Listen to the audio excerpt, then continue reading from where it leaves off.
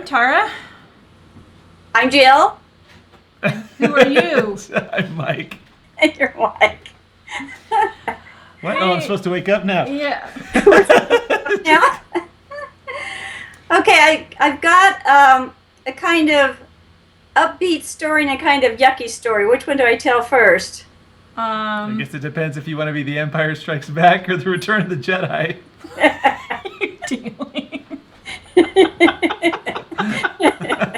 Everything's Star Wars with you, isn't it? Or Star Trek? Even your mother some knows of it's Doctor Who. Or Monk or Psych. So, tell everybody what we saw. Mom will appreciate this. On What? the side of the Oh, road. yeah, we were on the way to Going church to the other church. day, and there was a TARDIS in somebody's front yard.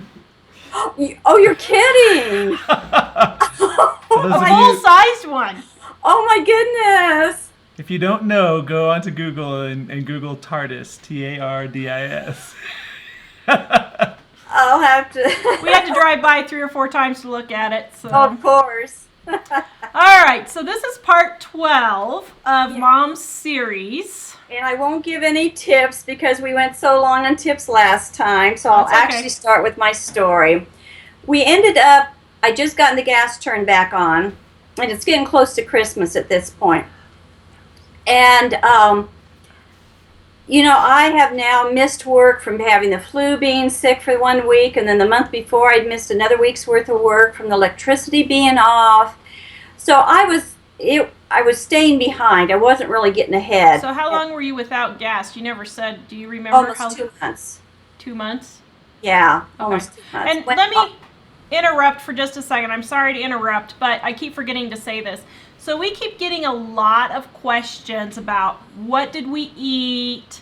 What kind of budget did you have? Is Dad still alive? Did you remarry?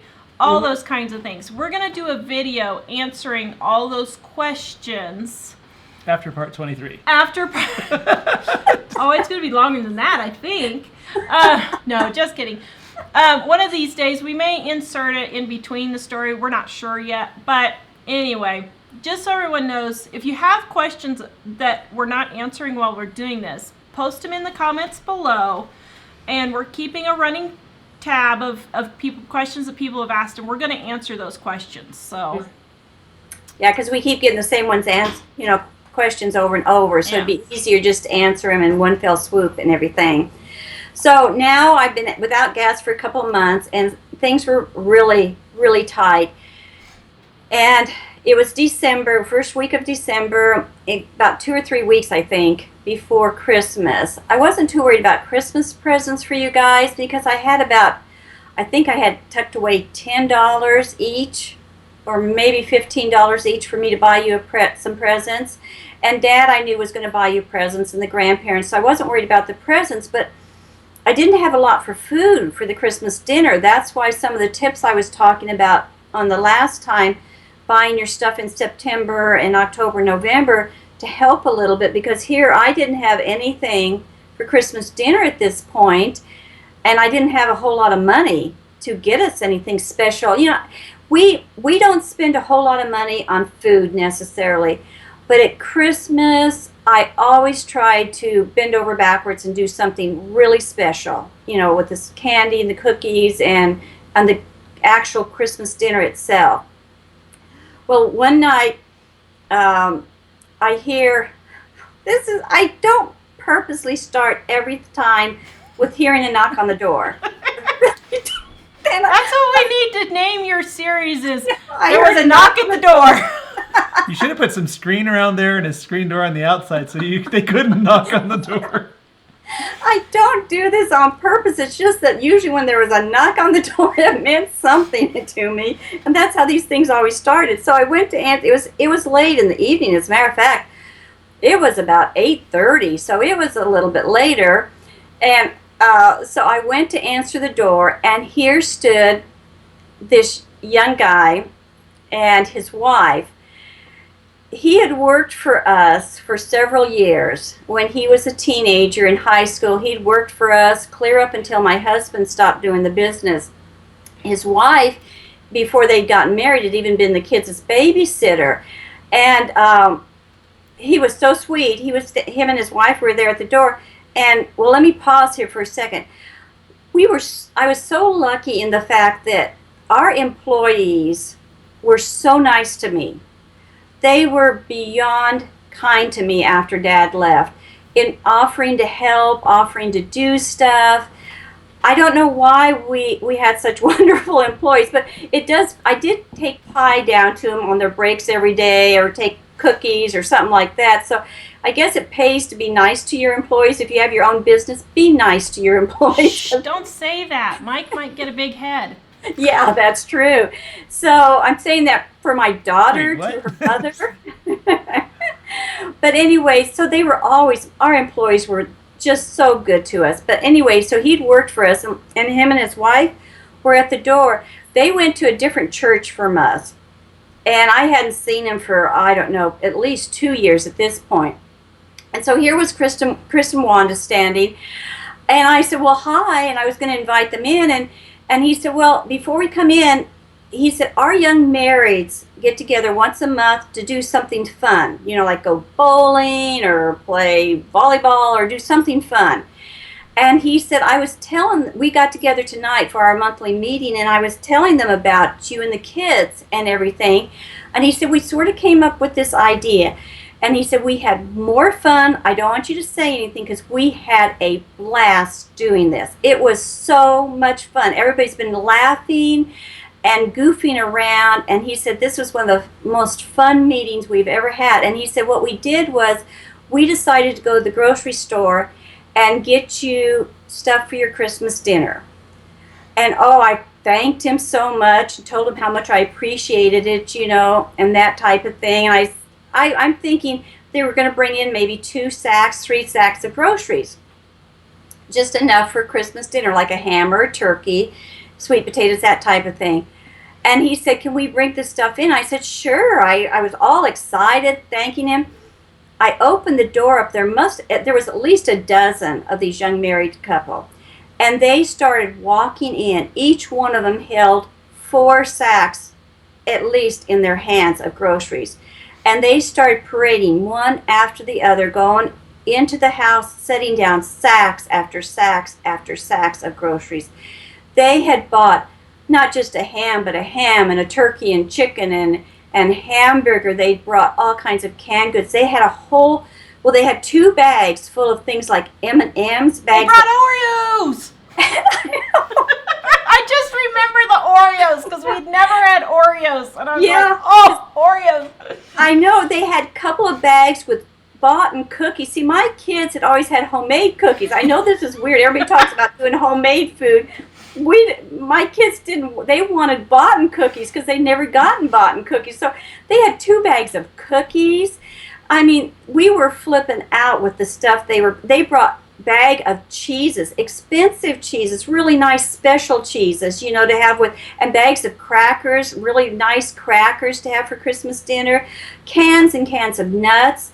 They even brought stuff like flour and sugar and chocolate chips and nuts to go, walnuts to put in cookies, sprinkles. I mean, it was just endless. They brought tons of toilet paper, shampoo. They even, and this goes to show when we talk about knowing people and personally knowing people and thinking about what would make them happy or what they would need, they even brought me a package of razors. And you don't think about these things when you have so little money and you have to choose, do I buy bread or milk, or do I get a package of razors to shave my legs? People don't think that, they don't even think there's a choice. They just think you buy all of it. I couldn't buy all of it. Do I want to have hairy legs, or do I want to feed my kids? But they've even thought about buying me a package of razors. It was unbelievable. And they were laughing and joking. I've never had such upbeat, fun kids. I mean, they were all so excited to be doing this for us. And it really touched me, because you have to understand, back then, now kids get married, they buy a brand new house, they have credit cards, they just go out and buy all the furniture they want. They're both usually working and just spending money, not thinking of anything about it. Back then, young marrieds didn't have a whole lot. they barely were living paycheck to paycheck. Only one of them worked. They lived in tiny apartments, or most of them couldn't buy their own houses. If they did, they were really struggling. And so these kids were really struggling. And you know, it really touched my heart to think that I even wondered if some of them didn't give up part of their Christmas dinner that they would spend on their Christmas dinner in order to buy this stuff for us. And they were making me feel like I was important, that we were special, that it wasn't like we were charity or, you know, the dregs of society because we couldn't afford to buy stuff for our Christmas dinner. They were making me feel like I was doing them a favor. And that food meant so much, that just the thought of what they'd done, you know, to sacrifice. And it wasn't just beans and rice either. It wasn't. It was nice food. And I'll never forget the Waltons. Do you remember watching that Waltons where they went to go help a family and they got the best ham out of the smokehouse to give to them. Mm-hmm. They didn't give them their leftover pieces that they hadn't eaten that week. Mm-hmm. And that's one thing that is frustrating, even though I get frustrated when I see people with their iPhones and all that kind of thing going to the food pantry and not really helping themselves first. But for the people who really do need it, don't send them macaroni and cheese and beans and rice. Yeah, you can make it through, but you're sick of eating those things, and it would be nice to have something fun to get your mind off of the beans and rice you're going to eat again the next day. Yeah, and that's going to be, I was going to explain that in this next story to show the example of the difference. Well, even like clothes, I don't give away clothes that are holey or faded or stained. I won't give those clothes away. Make sure, you know, that my clothes are really nice that I give away to people, and I don't give torn up stuff to women's shelters and things like that. So it meant that was probably one of the nicest gifts. I mean, we got so much from people all the time, and that was one of the more special things. And just like you said, you remember the Oreo cookies. You absolutely remember that kindness that they did to you. Well, I'm going to fast forward, and I know it's getting out of sequel, but I want to show the difference, and I have to go ahead in time, many, many years for us in time, to when we got sick. It was the first year we were sick, and we were so bad that first year, I couldn't get out of bed most days. I couldn't always feed myself, and sometimes I would miss a meal. I couldn't, I would lay there and have to go to the bathroom, and I didn't have the strength to get up to walk. It was like 6 feet to our bathroom from where I was laying, and I couldn't walk in there. I had to lay for 30 minutes and hold it in misery, just hoping I can get the strength in that 30 minutes finally to get up to go to the bathroom. I was so weak. Sometimes I would go to the refrigerator and open it up and stand there, and there would be food in there, but my mind couldn't make my hands pick out something to eat, and I would just close the refrigerator door and not eat a meal. It was very hard to eat when we were that sick, and I wasn't cooking. I was cooking nothing. We were down to doing nothing but cereal and milk. And I remember sometimes I would get the milk out and pour it in the bowl of cereal and set it down, and even though I didn't have to move, I just could reach the refrigerator door and open it and put the milk back in. I couldn't always even put the milk back in. It would have to sit there for a while, till several hours later, and then I would put the milk back in the refrigerator if I had the strength to. So we were really in bad shape at that time. I don't know if you remember, Tara, how bad it was. We were really bad. That's why I get frustrated when people say, oh, well, you just look so healthy and you do so much. No, it's been 28 years. And I've gotten to the point, we all have, where we have adapted our lifestyles around our illnesses. And so, there were points where we literally could not get off the couch. No, we couldn't. And so we weren't starving, but like I said, I did go without meals because I was too weak to cook anything or even fix anything. So a friend of mine, we had at this point, this is many years forward, at this point we changed churches and gone to another church here in town. As a matter of fact, I won't even mention the church because it's such a big church. Even people that aren't Christians know about this church here in town. And we started going there, and we'd been going 6 months before we got sick. And then we got sick, and all this started happening. Well, a friend of mine, and Corey, it's your mom. If you're watching, Corey, it was your mom. A friend of mine, she was going to that church too, and she went to the deaconess board.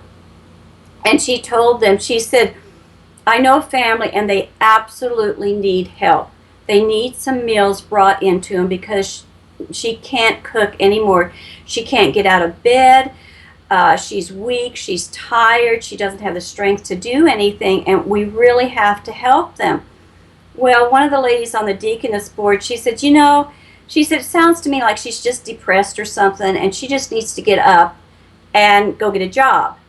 And that would help her more than anything, more than us bringing meals into her and, making her think that she's just kind of sponging off of us, wanting these meals. She just needs to get up and get a job and get busy. So I don't think we better take anything into her. And they were going back and forth, and most of them were in agreement with her. And finally, the gal that was in charge, she looked at my friend and she said, what's her name? And my friend told her my name, and she said, I know Jill. I know her. And she said, she's not depressed. She doesn't have a depressed bone in her body. If you say she's sick, she must be really sick not to be, helping herself, because she knew me when I was working at 3 jobs at one time. So she knew that it wasn't just, I wasn't trying.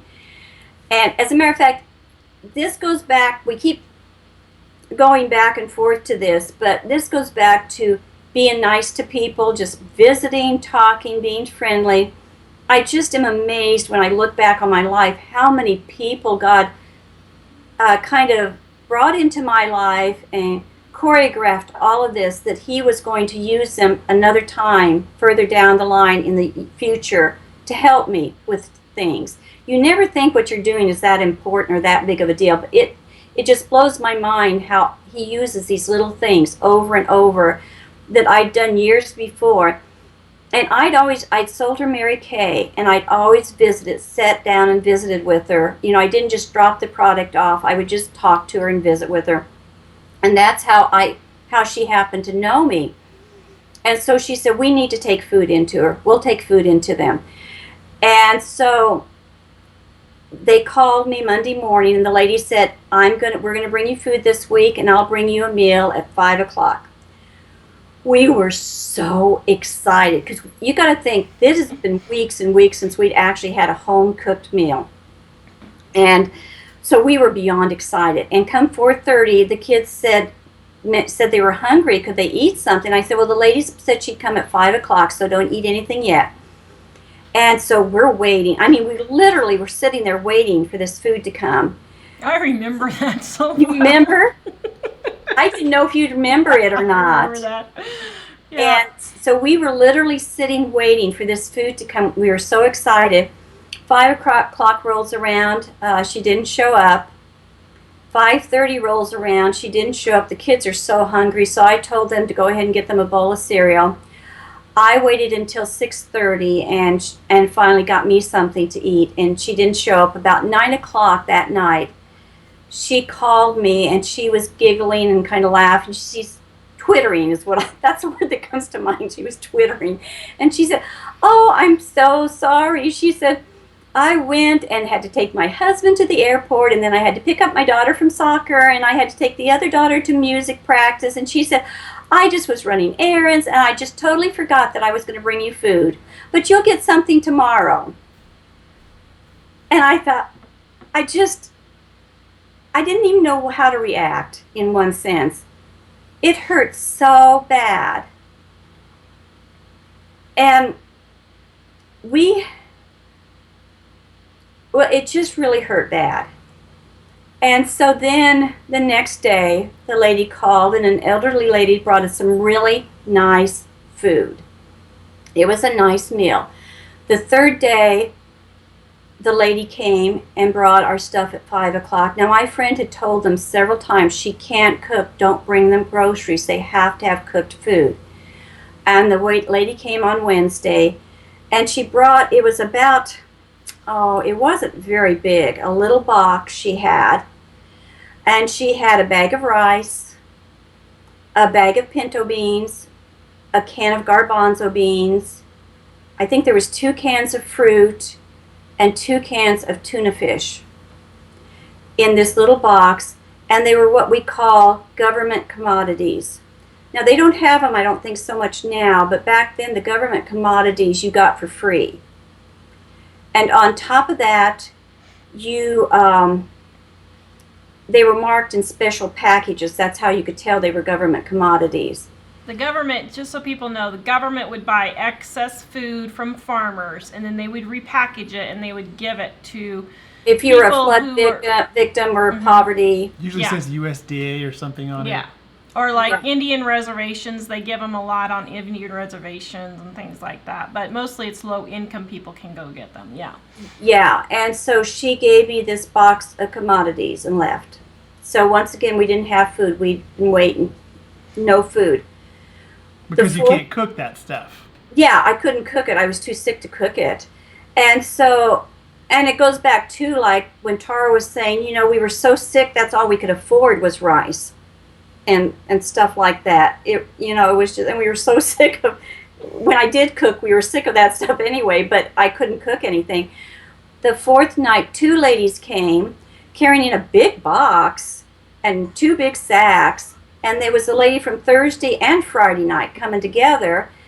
And this church was so big they had a Christian school connected with it. And these ladies worked in the school cafeteria.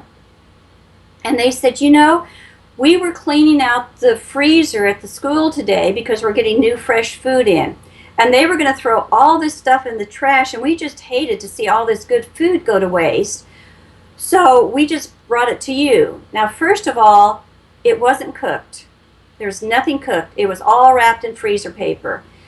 And so they said, this will be for tonight and for tomorrow night. And they left. And I looked on those packages. They were like 4 and 5 years expired. And I'm not fussy about my expiration dates normally, but for freezer for something that far back, and I opened a package just to look at it, I couldn't even tell if it was meat or not. It was that bad. And you don't realize, I was talking about the young marrieds, how they sacrificed. The truest form of showing your love and that you care is if you sacrifice. Whether you're sacrificing for your spouse or you're sacrificing for your children, the truest form of love, then people can tell how much you really care is sacrifice. These women had done nothing. Done nothing. They were middle class, and I knew from the way they dressed, the cars they drove, they weren't hard up. And this is what they did, brought us.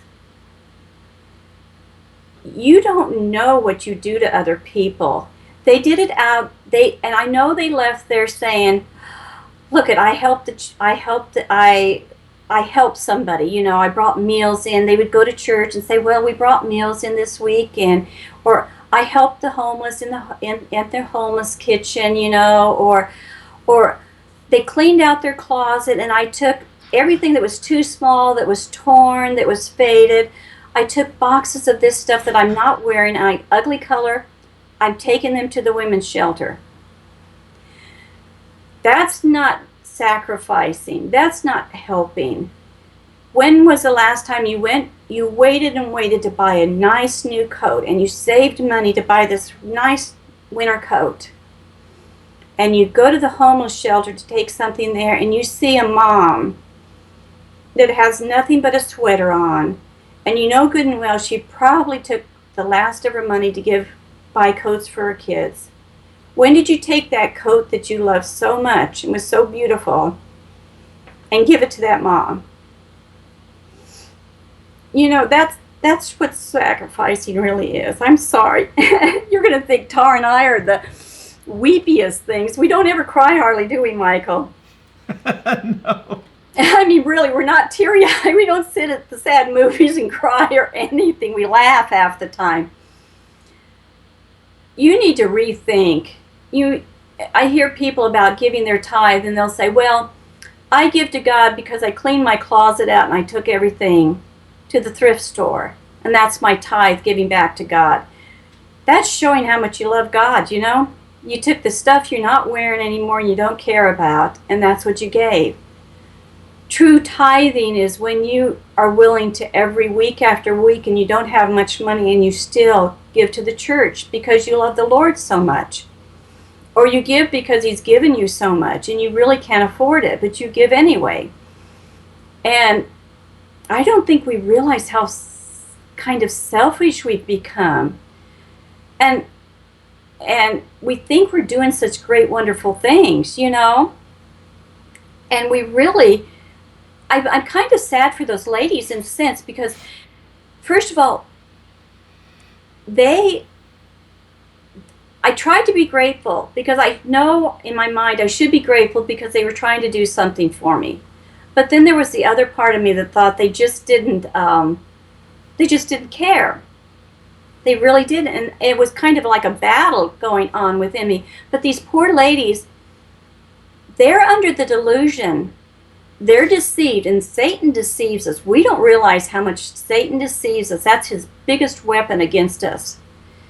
They were deceived to thinking that they actually did something sacrificially, that they were really helping the poor. But do you know, I don't think God was happy with them at all.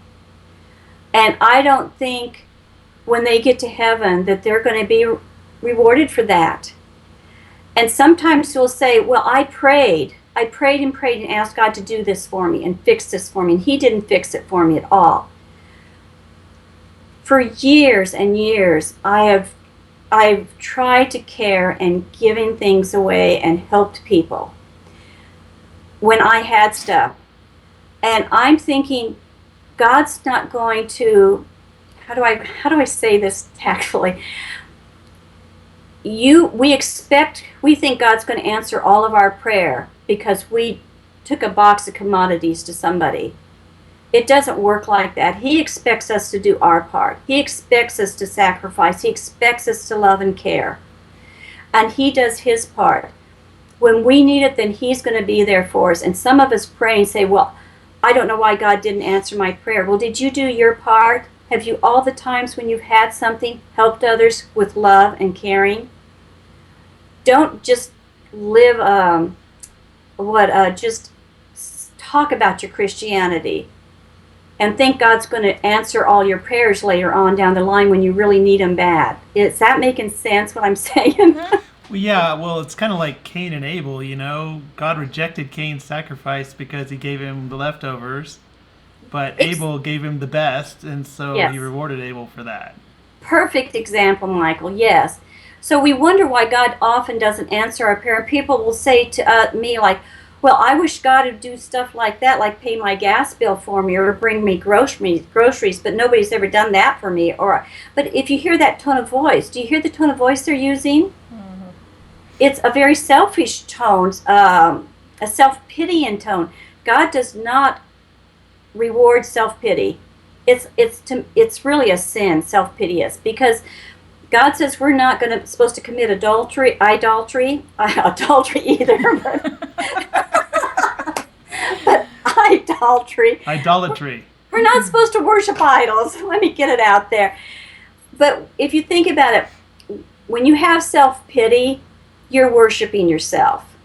You're looking into yourself and you think about yourself all the time. And we have got to stop doing that. If you're feeling really bad for yourself, the best thing you could do is try to pray for somebody else or do something kind for somebody else. You know what I mean? Mm-hmm. And I wanted to tell you those two stories to show you the difference that made in our lives, the impact that those two things made in our life. And once again, it goes down, filters down to future things and stuff like that, that you've got to do it with the right attitude. You really do. And, oh, just kidding. Yeah, I know. That's one of my pet peeves, so to speak. Well, when I have many pet peeves now I think about it. Maybe we should do a show on Tara's pet peeves. On Tara's pet peeves? But this is That'd why... be 49 parts. But that's why I have these pet peeves, because I see how it affects people. I remember...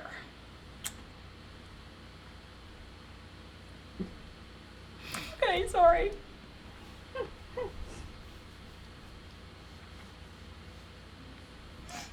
Poor Michael. He's got 2 crying females on his hand. But I remember being so sick. And people have no clue what it's like to be that sick. Yeah, they don't. And I remember waiting for that lady to come. And I know you were trying to, you were trying to be brave and that kind of thing. And you didn't talk bad about her or anything. But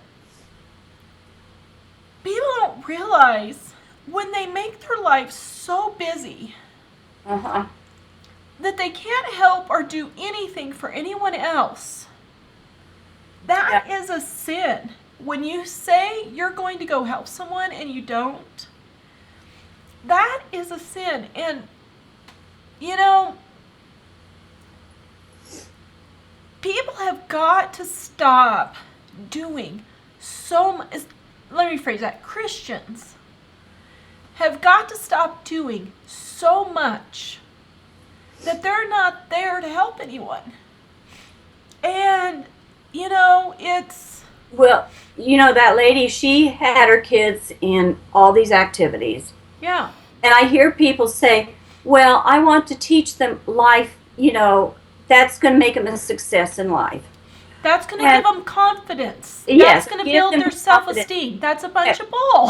And when I hear that, I think about your kids, my grandkids.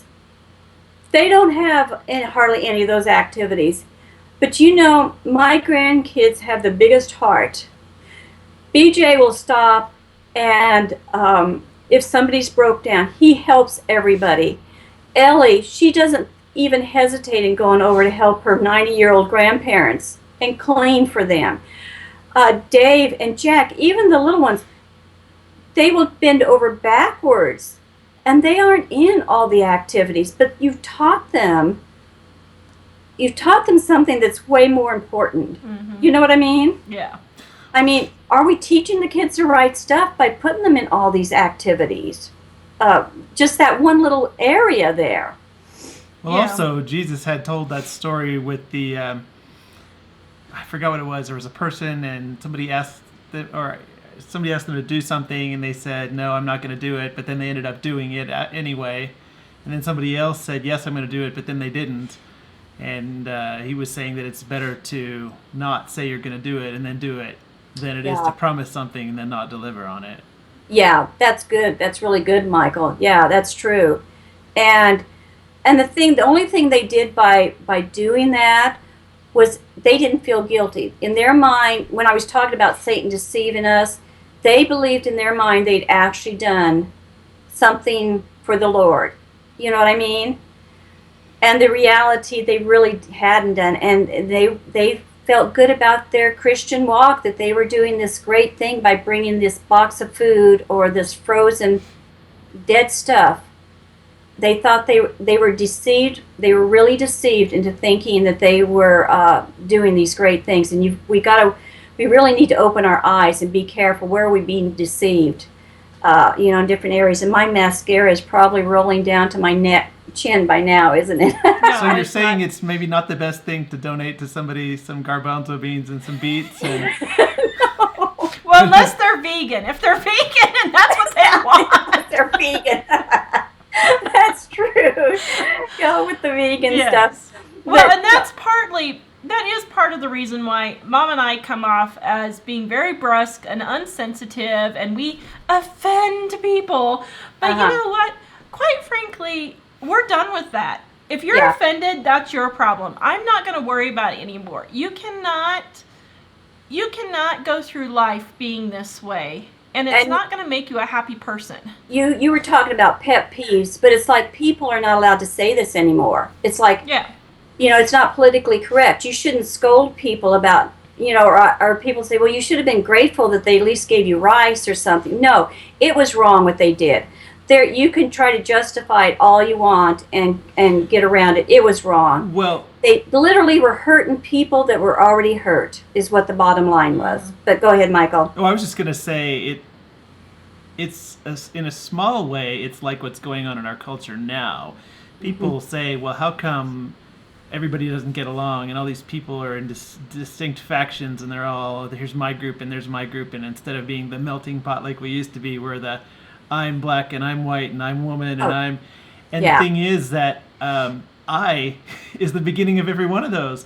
Is that our culture has just become all about me, what really satisfies me, and I'm gonna make sure everyone else knows that I'm the most important.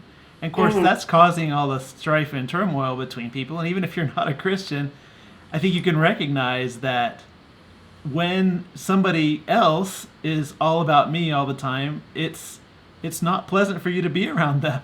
But when everybody's like that, it's total chaos. Yeah. And see, they too had the idea, it was kind of like, look at me being so tall. I hear the word tolerant. It was like these women were thinking, look at me being I'm giving, and I'm so giving. And I hear the word tolerant. Oh, we must tolerate everybody. I don't want to be tolerated. I want to be loved and cared for. Bottom line, I don't want to tolerate anybody. You should love and care for them, not tolerate them. Tolerate them means that I have to put up with you. I don't like anything about you. I don't like what you say. I don't like what you do, but I'm going to put up with you. That's not the way to live. And do you know how often that word tolerate is thrown around? Why don't we start saying, I need to really care? Just really care. I was at the Sunday school group the other day, and, it was like they were talking about these deep, reading scripture, and doing these deep, I don't even know how to describe it. They were getting very profound in theology and all this other garbage, and I finally said, the bottom line is you're supposed to love people. You have to, instead of trying to figure out how you can do this for them or how you can do that, if you just love them the way you were supposed to, you don't have to think about what am I supposed to do to be nice to them, or what am I supposed to, it'll come natural. You'll know exactly what you're supposed to do. And so what it boils down to, they didn't care. And what it boils down to is why people have to tolerate other people is they don't care. If people cared, I was thinking about that too. You were talking about different groups and stuff. I noticed, this is so off the subject. Oh, I'm sorry, guys. But anyway, I noticed when the kids were young, my kids had all kinds of different friends. Like they had black kids and Hispanic kids were always their best friends. And I noticed my neighbors saw one of their friends riding down the street, and she said, well, that little Hispanic boy that's your kid's friend. And it kind of took me, I had to stop and think, what's she talking about? Because we'd never thought of him like that. My kids never they thought of him by his name. We didn't see him, as Hispanic or black or anything like that. We just saw him as a person. And I think we're getting to where even the people that want to tolerate other people are really bad about doing stuff like that. And I'm going to get off this subject before we get into big trouble right now. Well, one other thing I was going to say, you were talking about the people that are in their Bible study talking about how amazing and wonderful this is. And it is amazing and wonderful. But if you just sit there in your Bible study and you talk about it and then you go home and you kick your feet up and watch the football game, it might as well be like somebody who's all the time reading about how to build a house, but they never actually build the house. Exactly. Yes. So, well, Anyway, so I think we'll probably stop there, and I'll continue on. We didn't get a whole lot done on my life story. Inching along month by month. I'll be dead before we get this thing done. But anyway. All right, so that's this week's story. Sorry, guys, we got off there, but that's all right. It doesn't really matter. It's our show. We can do what we want. Oh. Mom's book, 500 Ways I Lived on $500 a Month. We have a few print copies left. I'm sure by the time Mom finishes this, the series will be in the ebook, but right now we've got it in print. So you can get it at livingonadime.com with the store. Please visit, like, share, comment, and if you have questions, put them in the description because we will be answering them. We may interrupt and answer a few and then go on, but yeah. So, all right, visit us livingonadime.com. Have a great week. Thanks for joining us. Bye-bye.